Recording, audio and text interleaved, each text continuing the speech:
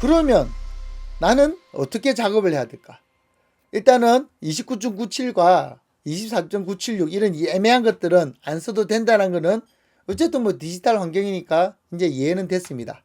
그러면 나는 정말 몇 프레임을 작업해야 될까? 자, 어떤 분이 만든 영상이 있는데요. 한 콤마 촬영. 이 콤마는 일본식 용어인데요.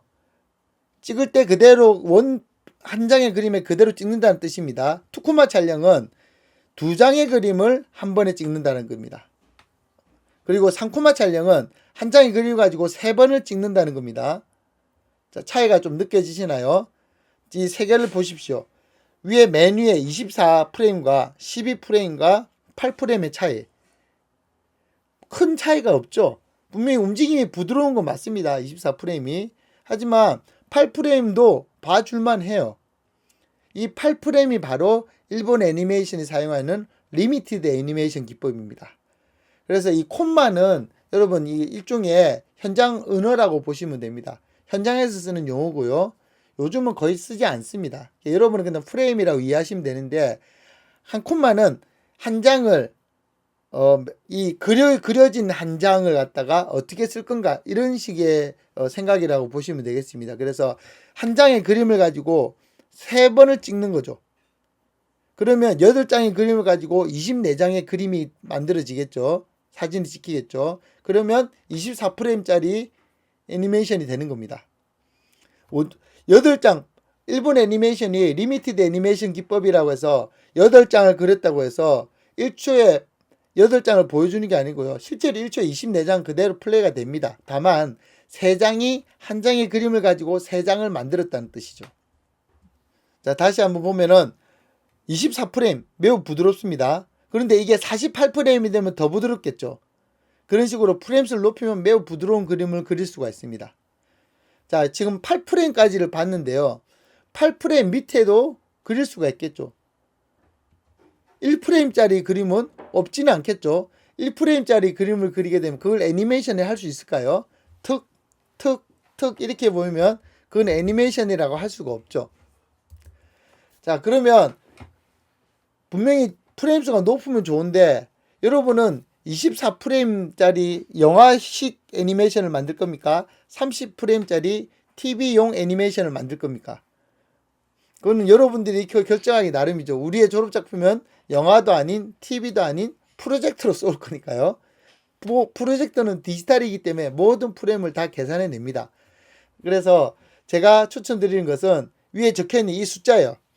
자, 24와 30 이 두 개를 인수분해를 하게 되면 이렇게 나옵니다. 인수분해 여러분 기억나십니까? 그래서 24프레임을 24라는 숫자를 곱하기 해서 만들어낼 수 있는 숫자는 1 곱하기 24, 2 곱하기 12, 3 곱하기 8, 4 곱하기 6.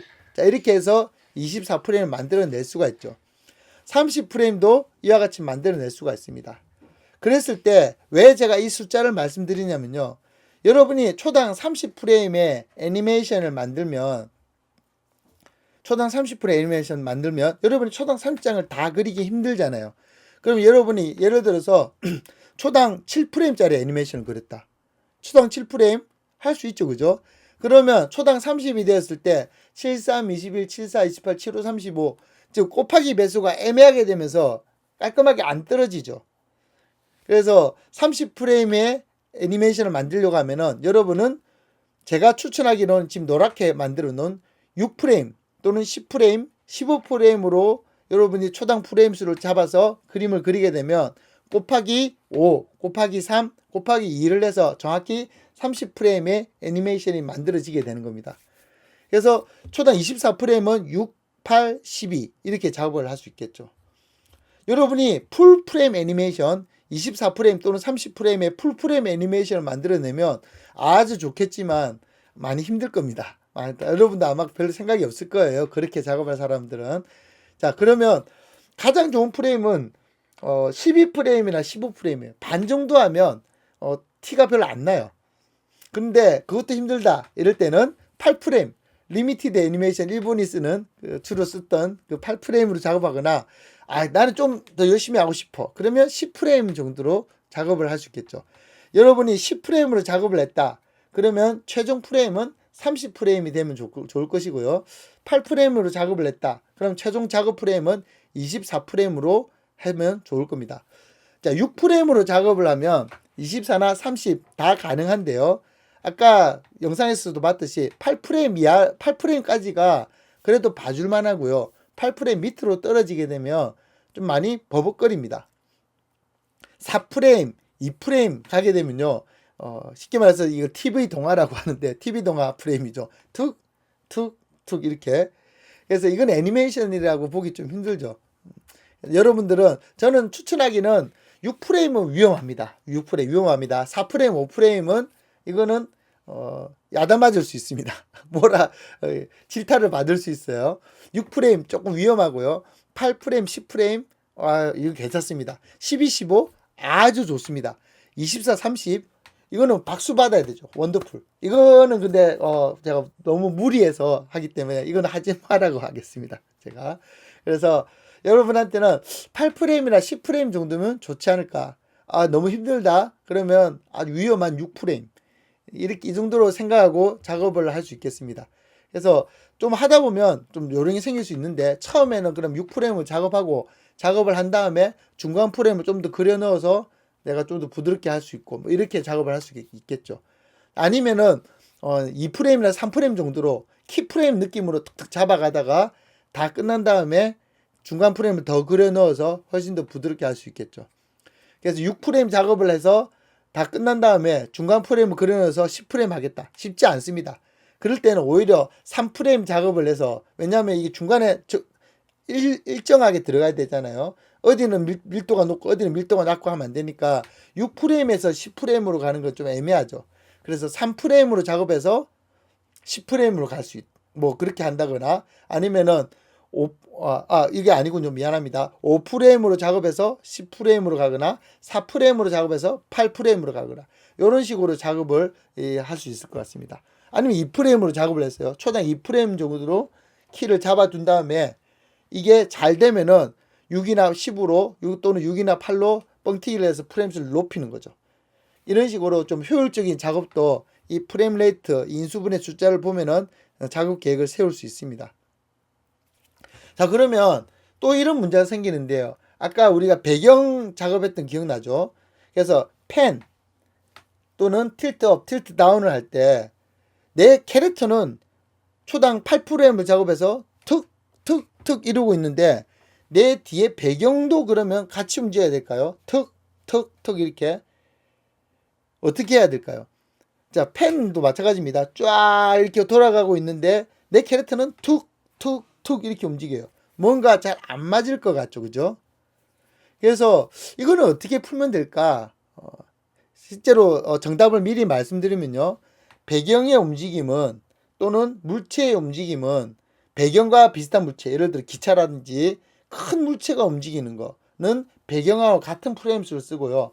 작은 물체들, 예를 들어 사람과 비슷한 사이즈의 작은 물체들은 사람의 프레임에 맞춰서 하면은 좀 부드럽게 움직입니다. 그래서 뒤에 배경은요, 24프레임이면 24프레임 그대로 작업해야 돼요. 또 30프레임이면 30프레임 그대로 작업을 해야 됩니다. 예를 들어서 아까 작업했듯이 틸트업 하게 되면 우리가 세로로 내가 3배 정도 움직인다. 그러면은 720 곱하기 3을 해서 그림을 그린 다음에 그만큼 쭉 움직일 때, 자, 이거는 그냥 애프터 이펙트에서 스크롤 주면 되겠죠. 이것은 초당 30으로 그대로 움직이는 겁니다. 착착착착 다 보이는 거예요. 근데 그 안에 내 캐릭터는 탁, 탁, 탁 이렇게 움직이는 거예요. 그렇게 해도 그렇게 많이 어색하지 않습니다. 오히려 뒤가 뭐 60이나 120프레임쯤 너무 부드러우면 그러면 튈 텐데, 그렇지 않고 그냥 배경은 그대로 움직이고 얘는 원래 내가 그린 프레임 수대로 움직여도 큰 무리가 없어요. 자, 이거와 관련해서는 지난번에 설명드렸던 생키모 워스트 이분, 이 가로 세로 해상도비에 대해서 잘 설명했던 분이었죠. 이분이 스파이더맨 유니버스, 여러분 아십니까? 이 최고의 애니메이션이죠, 그죠? 스파이더맨 유니버스를 분석한 내용이 있습니다. 거기 보면 이 툼랜드 기법하고 만화식 연출, 이걸 아주 효과적인 이 설명을 아주 압축해서 잘 하고 있습니다. 근데 거기에서 설명 중에 프레임 레이트 설명이 나와요. 스파이더맨 유니버스가 약간의 프레임을 뺐어요. 일부러 더 애니메이션 느낌을 더 주려고. 실제로 3D 애니메이션이니까 아주 부드럽게 움직일 수 있음에도 불구하고 약간 프레임을 빼서 탁탁탁탁 이런 움직임을 줬습니다. 자, 그런데 뒤에 배경은 원래 풀 프레임을 다 유지하고 있습니다. 그거를 어떻게 연출하고 있는지를 설명하고 있는 내용이거든요. 이 한번 보시기 바랍니다. 그래서 여기 잘 보시고 다른 좋은 내용도 많은데 그 좋은 내용과 함께 특별히 이 프레임 레이트에 대해서 설명하는 부분을 잘 보시기 바랍니다.